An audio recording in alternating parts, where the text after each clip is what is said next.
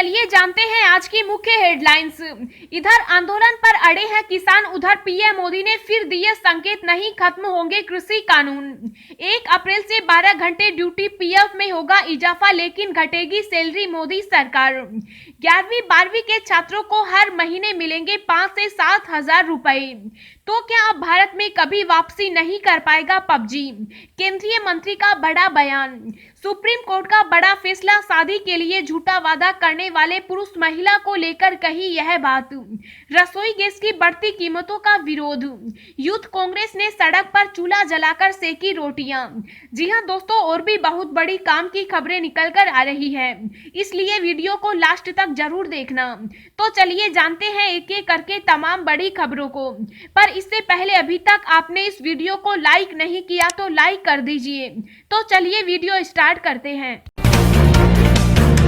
जल्द मिल सकती है पेट्रोल डीजल के दामों से राहत, टैक्स घटाने की तैयारी कर रही मोदी सरकार। जी हां, पेट्रोल और डीजल के बढ़ते दामों को देखते हुए केंद्र सरकार जल्द ही जनता को राहत दे सकती है। वित्त मंत्रालय पेट्रोल और डीजल पर एक्साइज ड्यूटी घटाने की योजना बना रहा है। यह खबर न्यूज एजेंसी रॉयटर्स ने वित्त मंत्रालय के कुछ वरिष्ठ सूत्रों से मिली है। बता दें कि पेट्रोल डीजल के दामों में लगातार इजाफा हो रहा था, रेट्स आसमान छू रहे थे, जिससे आम आदमी के घर का बजट ही हिल चुका है। इसकी वजह से विपक्ष द्वारा सरकार की काफी आलोचना हो रही है और मांग की जा रही है कि केंद्र और राज्य सरकार टैक्स में कटौती करे। रिजर्व बैंक के गवर्नर शक्तिकांत दास ने कहा कि सरकारों को टैक्सेस में कटौती करनी चाहिए। पेट्रोल और डीजल के दामों में टैक्सेस का हिस्सा बहुत ज्यादा होता है। बता दें कि पेट्रोल के दामों में 60% टैक्स होता है, जिसे 36 रुपए प्रति लीटर की लागत में आया पेट्रोल दिल्ली में 91 रुपए के आसपास बिकता है, यानी इसमें करीब 55 रुपए टैक्स लग रहा है। रसोई गैस की बढ़ती कीमतों पर विरोध, यूथ कांग्रेस ने सड़क पर चूल्हा जलाकर सेकी रोटियां। जी हां, रसोई गैस की बढ़ती कीमतों को लेकर आम आदमी त्रस्त है। कांग्रेस आम आदमी के इस आक्रोश को भुनाने की कोशिश कर रही है। कीमत वृद्धि के विरोध में कांग्रेस ने प्रदेश के सभी जिलों में विरोध प्रदर्शन किए।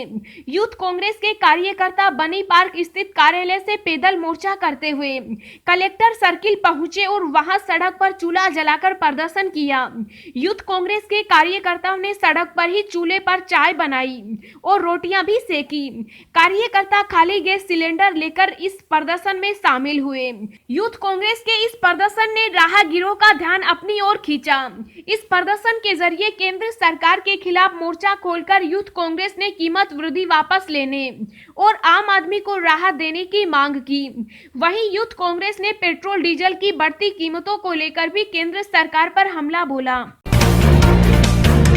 इधर आंदोलन पर अड़े हैं किसान, उधर पीएम मोदी ने फिर दिए संकेत, नहीं खत्म होंगे कृषि कानून। जी हां, प्रधानमंत्री नरेंद्र मोदी ने फिर दोहराया कि कृषि कानून खत्म नहीं होंगे। उन्होंने संकेत किया कि यह किसानों के लिए सबसे अच्छा और बेहतर भविष्य वाला कानून है। कहा कि इन कानूनों से किसानों को अपनी उपज की बेहतर कीमत मिलेगी। कहा कि देश में छोटे और सीमांत किसानों की तकनीकी, वित्त और बाजार तक अधिक से अधिक पहुंच बनाने के लिए कृषि उत्पादक संघ बनाया जाना बहुत जरूरी है। पीएम मोदी ने कहा कि हमें अपने देश के कृषि क्षेत्र को परिष्कृत भोजन के लिए वैश्विक बाजार तक बढ़ाना है, ताकि गांवों के लोग गांव में ही रोजगार पा सके।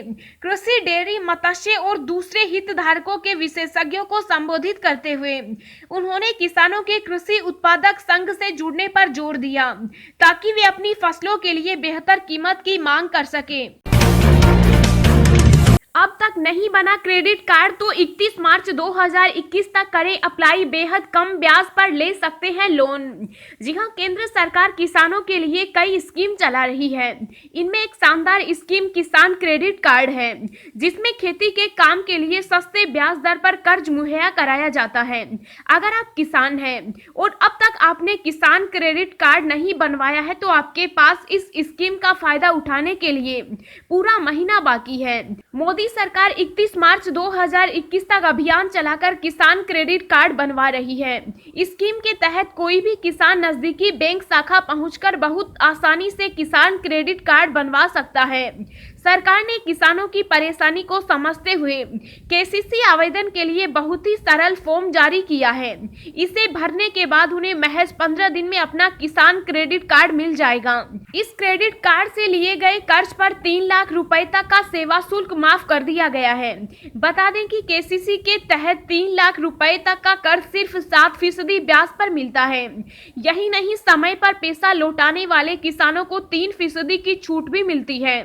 दूसरे शब्दों में कहें तो समय पर कर्ज लौटाने वाले किसानों को महज 4% ब्याज दर पर ही रकम मिल रही है। दोस्तों, अगली खबर जानने से पहले आपसे एक रिक्वेस्ट है कि इस वीडियो को बनाने में मुझे बहुत ज्यादा मेहनत लगती है, तो इस मेहनत के लिए वीडियो को एक छोटा सा लाइक जरूर करें।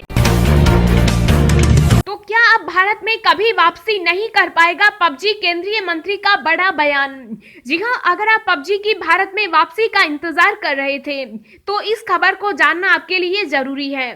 दरअसल केंद्रीय मंत्री प्रकाश जावड़ेकर ने आज एक बड़ा बयान देते हुए कहा कि कई मोबाइल गेम हिंसक, अश्लील और आदत लगाने वाले हैं और पबजी इनमें से एक है।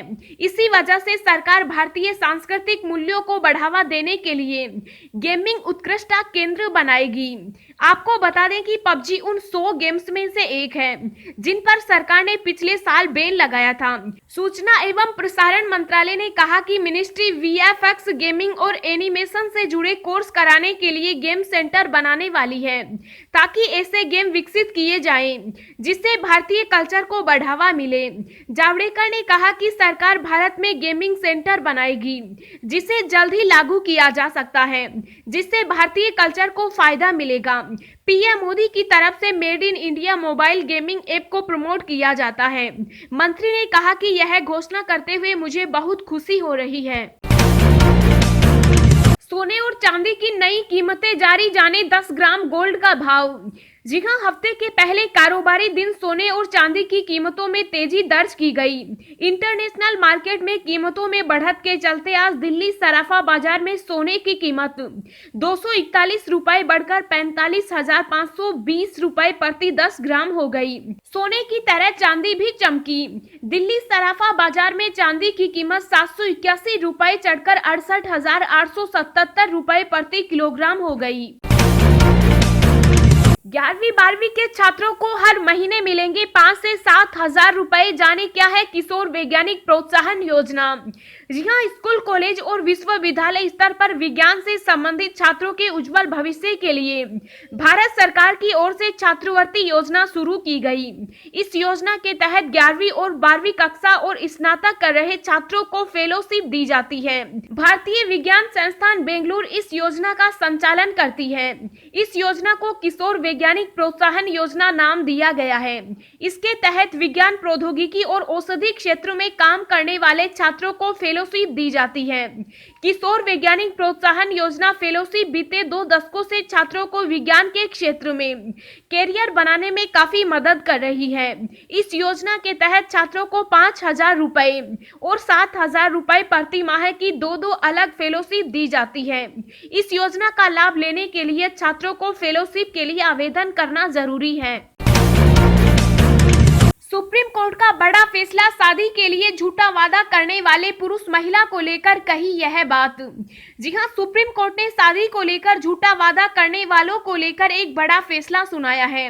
कोर्ट ने अहम टिप्पणी करते हुए कहा कि किसी से झूठी शादी का वादा करना गलत है, फिर चाहे वो पुरुष हो या महिला। यहाँ तक कि महिला को भी झूठा वादा नहीं करना चाहिए। कोर्ट ने एक मामले में शादी का झूठा वादा करके बलात्कार के आरोप में चल रही सुनवाई के दौरान यह फैसला सुनाया। असम में प्रियंका गांधी बोली, कांग्रेस अगर सत्ता में आई तो सीएए को निरस्त करने के लिए कानून लेकर आएगी। जी हां, असम विधानसभा चुनाव को लेकर राज्य में राजनीतिक सरगर्मी तेज हो गई। सभी दल राज्य के वोटरों को अपने अपने पक्ष में रिझाने के लिए हर संभव कोशिश में जुटे हुए हैं। कांग्रेस की ओर से लगातार इसका प्रयास किया जा रहा है कि किसी भी तरह राज्य में मौजूदा बीजेपी की सरकार को उखाड़ फेंका जाए। इसके लिए कांग्रेस महासचिव प्रियंका गांधी ने मोर्चा मोर्चा संभाल लिया है। असम के तेजपुर में एक रैली के दौरान प्रियंका ने बीजेपी पर हमला बोला और कहा कि अगर राज्य में कांग्रेस की सरकार बनती है तो हम नागरिकता संशोधन कानून नहीं लागू होने देंगे। रैली को संबोधित करते हुए प्रियंका गांधी ने कहा, हम ऐसा कानून बनाएंगे जिससे सीएए यहाँ लागू नहीं होगा। इस दौरान प्रियंका गांधी ने बीजेपी सरकार की ओर से किए गए वादों को याद दिलाते हुए कहा कि मौजूदा सरकार आपसे किए हुए वादे पूरे नहीं किए और आपकी पहचान पर भी हमला किया। रैली के मंच से प्रियंका गांधी ने कई अहम वादे भी किए। उन्होंने कहा कि हम वादा नहीं कर रहे हैं बल्कि आपको गारंटी दे रही हैं। ये गारंटी आपके भविष्य को बेहतर बनाने के लिए है। असम की गृहिणियों को लेकर बड़ी घोषणा करते हुए प्रियंका ने कहा, कांग्रेस की सरकार आने पर गृहिणियों को प्रति माह 2000 रुपए गृहिणी सम्मान राशि के रूप में दी जाएगी। रैली के मंच से युवाओं को लुभाने के लिए प्रियंका गांधी ने कहा, कांग्रेस की सरकार बनते ही बिजली के 200 यूनिट तक कोई चार्ज नहीं लगेगा, जिससे हर महीने 1400 रुपए की बचत होगी। हम चाय के बागान के श्रमिकों को प्रतिदिन 365 रुपए का पारिश्रमिक देंगे। हम युवाओं को 5 लाख रोजगार देंगे।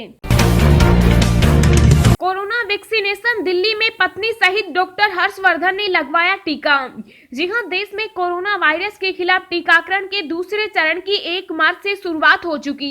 इस चरण में 60 साल से ज्यादा उम्र और गंभीर बीमारियों से ग्रसित 45 साल से ज्यादा उम्र के लोगों को टीका लगाया जा रहा है। इसके अलावा निजी अस्पतालों में भी लोग 250 रुपए देकर टीका लगवा पाएंगे। इस चरण की शुरुआत प्रधानमंत्री नरेंद्र मोदी ने सोमवार को एम्स में टीका लगवा कर की। इसके बाद उपराष्ट्रपति सहित कई गणमान्यों ने कोरोना वैक्सीन की डोज ली। पत्नी के साथ केंद्रीय स्वास्थ्य मंत्री डॉक्टर हर्षवर्धन ने आज कोरोना के टीके की पहली खुराक ली। वहीं केंद्रीय गृह राज्य मंत्री जी किशन रेड्डी ने मंगलवार को हैदराबाद में वैक्सीन लगवाई। होली पर यात्रियों को रेलवे का तोहफा, कई स्पेशल ट्रेन चलाने की घोषणा। जी हां, होली पर यात्रियों को घर पहुंचाने के लिए रेलवे ने कई दिशाओं में स्पेशल ट्रेन चलाने की घोषणा की। इनमें मुख्य रूप से लखनऊ, छपरा, फर्रुखाबाद, दिल्ली, जोधपुर, लखनऊ, चंडीगढ़ और अहमदाबाद, श्री माता वैष्णो देवी, कटरा के बीच चलने वाली ट्रेनें शामिल हैं। सभी ट्रेनें आरक्षित श्रेणी वाली हैं। 1 अप्रैल से 12 घंटे ड्यूटी पीएफ में होगा इजाफा, लेकिन घटेगी सैलरी। मोदी सरकार ला सकती है नया नियम। जी हां, 1 अप्रैल 2021 से आपकी ग्रेचुइटी, पीएफ और काम के घंटों में बड़ा परिवर्तन देखने को मिल सकता है। कर्मचारियों को ग्रेचुइटी में भविष्य निधि मद में वृद्धि होगी, वहीं हाथ में आने वाला पैसा कम हो जाएगा। यहां तक कि कंपनियों की बैलेंस शीट भी प्रभावित होगी। इसका कारण यह है कि गत वर्ष संसद में पास किए गए 3 मजदूरी संहिता विधेयक, इन विधेयकों के इस साल 1 अप्रैल से लागू होने की संभावना जताई जा रही है।